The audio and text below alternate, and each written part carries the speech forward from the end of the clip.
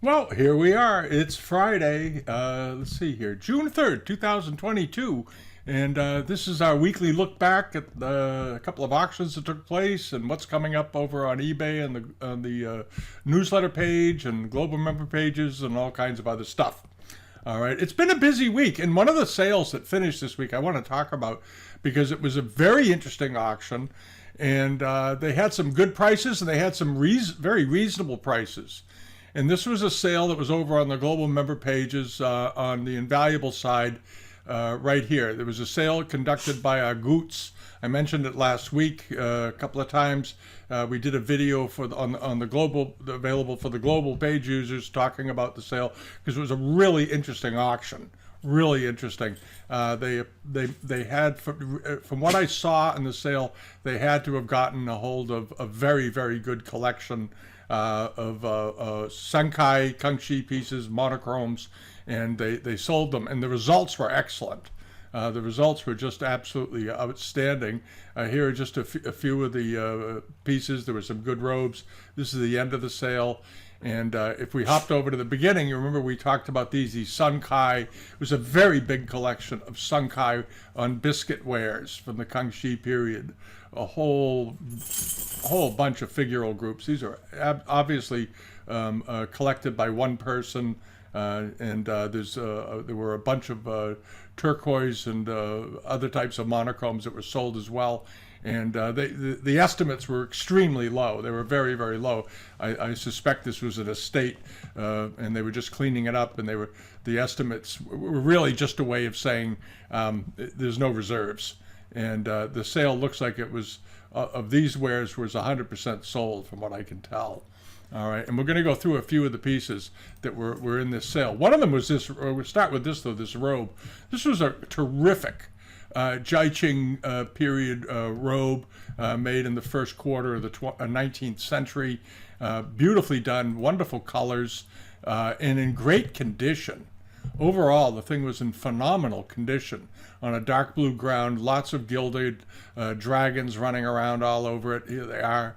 And it was just a terrific robe. And it did very well. It ended up bringing 14,000 euros rather, plus the buyer's premium. So you're getting up there. You're around $17,000 for the piece. But beautiful example. And the other thing, getting into the biscuit and Senkai wares, you had things like this, the three-legged toad with the boy on top of it. This was a particularly fine-looking example. The glazes were even. The expression on the face was really terrific. And of course, the three-legged toad is a mythical beast. And one of his powers is that he can sense good and evil. And he would, and you see him sometimes in paintings with a figure like this, or a figure standing next to him, and smiling and laughing. And the idea is that the frog emits a smoke or a gas, comes out of its mouth, and if you're an evil person, you'll react negatively to it, and you'll get sick and have a reaction. And if you're a good person with a good soul and all that, and then it'll make you happy. The smell will, the fumes from the three-legged toad will make you smile and so forth. So it's an interesting thing, and you see it often. And I've had people many times say to me, "How come the toad only has three? Or they call them frogs sometimes. They look like frogs. Why do they only have 3 legs?" And it's because it's a mythical beast and mythical creature, and that's the story sort of behind it. It's a sort of a filter of good and evil. And then you had this very nice enameled figure of a seated woman. Beautiful aubergine on this. The aubergine coloring on this was quite excellent. Nice deep egg yolk yellow, and sort of a squinted lady sitting there smiling. This was a nice one, and none of these are very big. This one was what was this? This was about probably 5 inches or something tall. 7 inches tall. Oh, okay, there you go. And it sold for $8,000 against a $400 to $600 estimate, which was a €400 to €600 estimate, which was very low, very low. And but then you had these, a pair of seated ladies, and these are a form that we've seen fairly often. These are among the most common of the biscuit wares. This particular these two figures, one holding a vase, one holding a child, the Guan Yin, and these sold for 800 euros, which I think was a perfectly reasonable buy. They had an estimate of 500 to 600 euros, so in the end they ended up being around $1,000 roughly. And then these bamboo form brush pots, one with a brown glaze and another with a green glaze. Both of them are really nice. These are very, very finely done, and they did just fine. In the end, they ended up selling for $30,000 against a $2,000 to $3,000 estimate. But it's a very, very rare form, and they are rather difficult to make. So because of the difficulty in making them causes them to be rarer, causes the price to be much higher. But it's a good thing to know, because they do turn up in auction sometimes, and if you see them, now you know what they're worth. All right, they're not like other Sunkai pieces. All right, and then moseying along over to this, we have the bamboo brush pot, a teapot, a fairly common form. These are always very nice, a nice aubergine on it, a nice translucent yellow, nice translucent greens and blues, purple handles, and in good condition. But these turn up more often than many of the other examples, and they're a good thing to collect. And these sold for 2,800 euros. And then here is another pair of these reticulated pots, but they're in one color, okay? And when they're in one color, in turquoise, they're good, but they're not as refined and not as interesting as the colored examples. And it's reflected in the price. They sell for a lot less money. When they become monochromes, they sold for $4,000, or 4,000 euros rather. And I always say dollars. It's just a habit. I apologize to people who are in Europe. I'll try to work on that. Anyway, they did fine. And then there was the pair of catagons, and I think these were a really good buy. These sold for $1,800. They're in turquoise. They're beautifully glazed. In particular, I like the one on the left. I like the variations in the color and the beautiful dark blue leaves. Very, very delicate spouts coming on both of them. And they sold a pair of them. I think these were among the more reasonable things. They sold for 1,800 euros, and we've seen many times as individually when these have sold on places like eBay or on live auctioneers in general sales, they often bring $1,000 to $1,200 a piece in the more standard colors like celadon, which is much more common than turquoise, and they sell for that much. So I think these were a bit of a bargain, relatively speaking. And then other things that they had was this two Kangxi glazed turquoise pieces, very, very similar in style and form, beautifully potted, wonderful shapes, and these were, how big were these? These were reasonably good size. Let's see, about 8 inches tall. There they are, 8 or 10 inches tall. They aren't real small ones. They're pretty good. They're pretty decent size. 4,800 euros for the pair against a 300 to 500 euro estimate. And like I said at the beginning, the estimates were just really, really low. I think that was just a way of the auction house to convey to the public these pieces are all going to be sold. There's no minimums, because they're basically that's what it ended up being. And then there was these also I think were a very, very good buy. Now they may have been restored or had something done to them, I don't know, but these are incense burners. These are fairly rare type Kangxi biscuit wares, very nicely done, and it's a pair. And these are typically what are these, around 9 or 10 inches tall or something like that. Oh, these are small. Oh, these are really little. They're only 11 cents. They're 4 inches tall each. Oh, isn't that great? I thought they were bigger. But still, that's unusual. They're small. They're only 4 inches tall. They're little tiny things like that. But they ended up selling for $3,500. But I think that was a good buy still. It's a rare form, and it's a pair of them. And I think maybe they had something might have happened to them. I don't know. And then you had this, the pair of not the pair, but a Kangxi Marken period charger. This was very, very nice. Nice coloring, a wonderful fighting scene in the middle with a fairly rare border. And then this very lovely translucent turquoise color running around the inside, and then picked up again on the middle, and then on the horses running around the rim. Look at those wonderful horses. Love those horses. And I think this was a wonderful, wonderful plate. And it measured, let's see here, that window keeps closing. 40 centimeters. Yeah, so it was a, what are you going to call that? About a 16-inch plate. It went for 5,000 euros. But Marken period. This was a Marken period plate. And I think that was also a good buy, a wise buy. And the condition was excellent. This was the other thing that caught my eye, was I don't see a lot of wear to it. The enamels all looked like they were in good condition. No chipping anywhere. I couldn't see any chipping of the enamels. So this plate has been tenderly cared for a long time. And good size, big plate, $5,000. And then lastly was that silken linen panel that I like so much, that throne. It's like a seat cover, 19th century.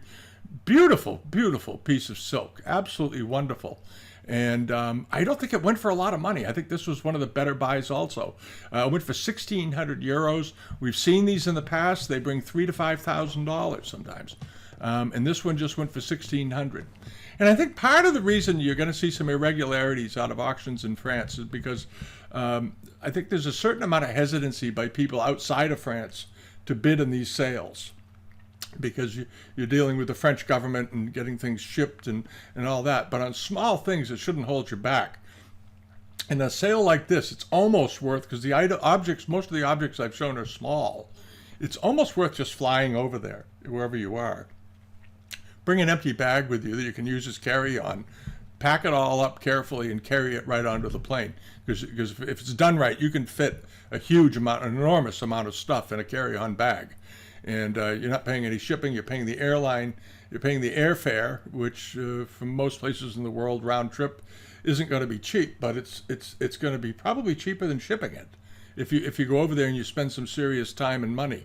If you buy enough stuff, you make it worth it. And I think that might be sort of the wave of the future here, increasingly. But if you're in Europe, just go to the sale, bring a trunk, fill it, go home, and you got your stuff. All right. But there was just one of the things that we had on the global pages this week. There were some other sales that did really well, and there's a bunch of sales that we just added. So if you're using the pages, check it out. Check it out. Okay. Now, what's been going on over on eBay? A lot, actually, more than I thought. Philip Cullum had this plate up here this week, and it's sort of it's a Kangxi dish with this pat sur pat outer border with white on. It's a white incise decoration on it, and here's a better shot of it. Nice, you can see the decoration running around the outside. And he had two of these. One of them wasn't in as good a condition as this one, and this one brought the most money. It brought around $400. But I've seen a number of these turn up on the market lately, and I'm wondering if a set of these hasn't been dispersed somewhere that was sold, because it seems to me I've seen 2 or 3 auctions with this pattern in it, and it's not a common pattern. We've seen it before, but not common. And this sold for $407, which I don't think was an unreasonable price at all. And then this was advertised as Chinese. We had it on the newsletter page, but I sort of assumed that everybody would know this was Japanese. I hope you did, because on the back you have all these little spur marks, and whenever you see those spur marks on the back of a piece of porcelain, always think of Japan. And this was a nice 18th century plate, and I love the figures. I like the figures underneath this. I guess this is looks like the bamboo trees, a man and a woman, or 2 women, but nicely decorated. Arita ware made sometime during the 18th century, but a really sweet little plate. 8 inches in diameter, but just charming. Absolutely charming with this treatment up here. And this is a pattern we've seen before also, but it's a nice one. And it's sort of a rare one. And this plate just went for $99, which is a terrific buy if you like Arita wares. And then over here to this. This was sort of like one of the reasonable sales of the week. One of the vases had a chip out of it and a hairline, but they were about 9 inches tall, and the pair ended up selling for $125. Not a bad price. And these are late Qing. These are not early, but they're not modern either. There's the hairline, and there's the chip, and there's a hairline over here. They're not perfect, but the price was for nothing, $125 for a pair. All right, very, very good. And then over to this, a slightly larger vase, a Canton vase with butterflies in it, made during the second half of the 19th century, from what I can see. Very nicely done. Measured around 16 or so inches tall, I think, 38 centimeters, right? About 16 inches. Sold for $569. But nice looking vase, very attractive. It's a well-known type. And then over to this little Kangxi Blanc de Chine cup. And some of these cups can go for $500, $600, $700 in this form. They're fairly desirable. A nice white porcelain on it. This one had a small repair on the rim, which there it is, you can see it. And that held the price down significantly. If you're ever wondering how much impact a repair or chip has to a piece of porcelain, this is a great example because we've all seen these sell before. We'll say they go off at the Kangxi examples sell for a minimum of around $400 and often sell for $500, $600. And this one sold for $58.96. And the reason it sold for that was because of the damage. A small bit of damage really cripples the price, takes away about 80% of the value. All right, and then these were rare. If you collect Chinese export porcelain and you didn't see these, I'm sorry. I wish you did. These are a pair of small cans, Chinese export, late 18th, early 19th century, beautifully done, but they were made for the American market. And this is a fairly rare type. And on the front, it says, "In God We Trust," on both of them, and it's a pair. And somebody wisely grabbed these and got them on 4 bids for a total of $76. And one of them had a chip on the bottom and a crack and so a hairline and so forth. But these are really rare. These are really rare. They've got the anchors on them. Above the expression, and they're monogrammed MK. And I don't know who MK was. Somebody will look it up. But I think this was one of the great little buys of the week for 2 of these for under $80. There you go. And then there was this, the sort of the Cantonese style Famille Rose bowl, measured about 10 inches in diameter. It was in pretty good shape. Ended up selling for $420, which is right about what it's worth. That was right about on the money. And then into the fans, Vendy Classic over in they're in Spain. They seem to specialize in fans of all kinds, all cultures, European and whatever. But they do get good Chinese fans from time to time. And this was a nice one, and it ended up selling. I think this was a pretty reasonable price for these. It has its original box. There it is, and nicely done. It didn't have the the ivory faces.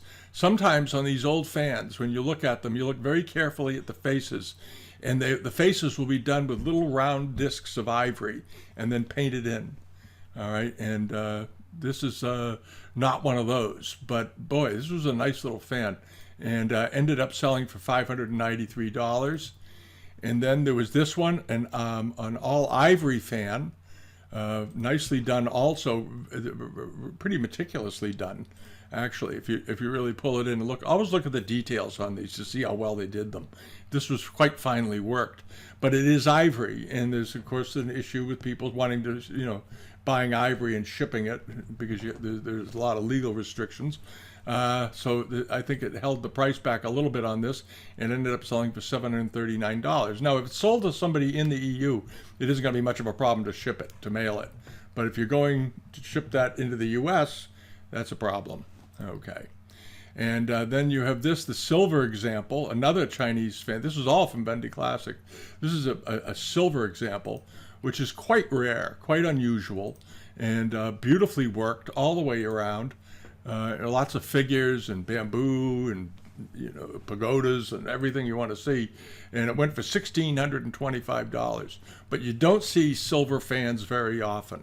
You just don't. And if this had sold for $4,000, I wouldn't have been surprised because they are rare. They're very rare. And what else? Oh, this one. This I thought was a nifty example. It was a lacquered one, but it was inlaid with mother of pearl. And it was inlaid in a very tasteful way, so that the inlay just threw in a splash of color against that gold and black background. And I think it was so successful how it was done. And here's a close-up of the back of it, where they didn't bother with any mother of pearl. And you can see what it looks like, and there's all of it. And there it is with the mother of pearl. And some of it looks like maybe it was colored, but a really nice example. And somebody picked this up for $610. I think that was a smart buy. I think that form and type, you don't see it often. You see silver with enamel more often than you see lacquer and enamel on these. And then over to the oxblood, the 18th century oxblood cup. This had a lot of interest. There was lots of bids on it, 27 bids, ended up selling for $1,602, but the color was excellent. It had a really good color. They provided, there it is. That's a much better shot. There it is.